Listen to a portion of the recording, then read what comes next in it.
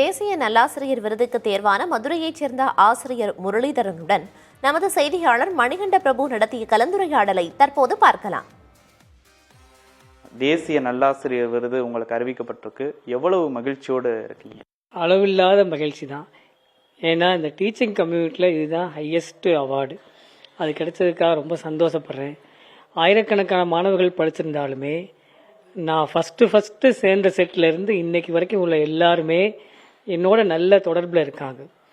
அவங்களுடைய பசங்க பொண்ணுங்கள்லாம் இப்போ ஸ்கூலில் படிச்சிருக்காங்க. இப்போ இன்றைக்கும் வர்றாங்க, பார்க்குறாங்க, அன்போடு வாழ்த்துறாங்க.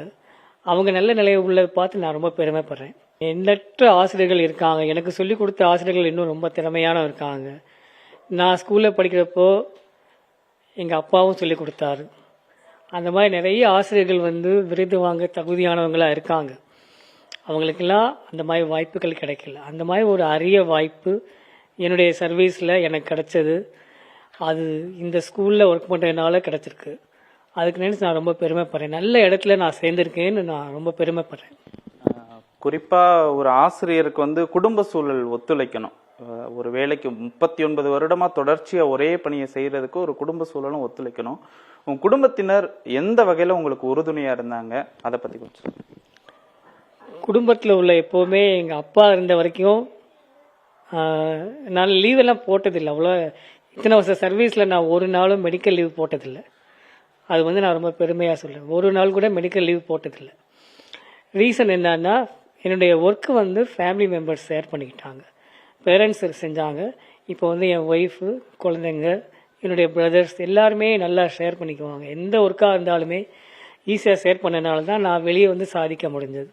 வீட்டில் உள்ள சப்போர்ட் இல்லைன்னா இவ்வளோ தூரம் சாதிக்க முடியாது. குறிப்பாக விருது அறிவிச்சிருக்காங்க, உங்களுக்கும் தகவல் வந்திருக்கும். அமைச்சர்கள் யாராவது வாழ்த்துனாங்களா, என்ன சொன்னாங்க? விருதுகள் வந்தோடனே நியூஸ் மெயிலில் வந்தது. அடுத்து ஒரு 1/2 an hourக்குள்ளே கல்வி அமைச்சர் ஃபோன் பண்ணி நேரடியாக வாழ்த்து சொன்னார். தமிழ்நாட்டிலேருந்து வாங்கினதுக்காக ரொம்ப பெருமைப்படுறோம், உங்களை வாழ்த்தணுன்னு அவரே நேரடியாக கால் பண்ணி சொன்னார். அது ரொம்ப சந்தோஷமாக இருந்தது. சீனு ராமசாமி என்னுடைய ஸ்டூடெண்ட்டு, கிட்டத்தட்ட 93 படித்தார் என் கிளாஸில். நான் மோட்டிவேட் பண்ணுவேன். படிப்பு வரலைன்னாலும் வாழ்க்கையில் முன்னேறதுக்காக மோட்டிவேட் பண்ணுவேன்.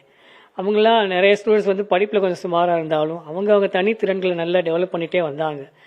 அந்த மாதிரி சீனு ராமசாமி ஒரு பெரிய டைரக்டர் ஆகிட்டார். அதனால நான் ரொம்ப பெருமைப்படுறேன். இந்த பணியை ஒரு பணியாக நினைக்காமல் கடமையாகத்தான் நினைப்பதாக தேசிய நல்லாசிரியர் விருது பெற்ற முரளிதரன் தெரிவிக்கிறார். புதிய தலைமுறைக்காக ஒளிப்பதிவாளர் லட்சுமணனுடன் மணிகண்ட பிரபு.